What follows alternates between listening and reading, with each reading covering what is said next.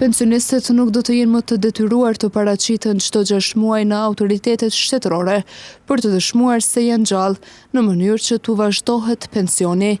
Gjykata Supreme ka shpallur të paligjshëm udhëzimin administrativ që përcaktonte këtë rregull, duke e konsideruar atë barë të panevojshme dhe diskriminuese për pensionistët.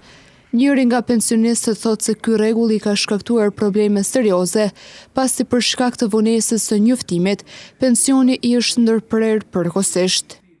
Ky vendim i gjykatës është i mirëpritën dhe ka sukses për pensionera për të vjetër, se ka njerëz që janë pa lëvizshëm, s'kan mujt më udhëtu, duhet me pagu kerrin e me çu ose të vjetrin ose plakën pa marrë parasysh shkakon se ta ndërprejshim. Unë 2 ditë me 13 kom pas më lajmëru, kom harrua, me 15, me 17 jam shku, ma ka nol. Tha, sistemit ka qitë për renë 2 muaj ditë, unë edhe gruaja s'kena marrë pension.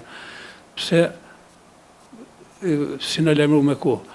Po harran njeri i vjetër harran, po ta është ima gjykata kështetu se kështë pru vendim me hek për ligjit, për qeverisë për ligjit, edhe është i mirë pritën edhe neve në ka gëzu, sidomos pensionerëve, se edhe në ka kushtu, ja paguje kerën, ja shko nena, është i mirë pritën.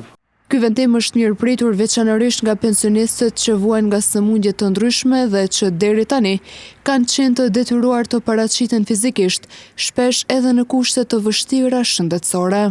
Ky vendim është i mirëseardhën. Na pletë smund, po duhet me shku me taksi. Më paraqit, ku më shku tash unë një smund me taksi, ma janë që kjo është mas e qëllume.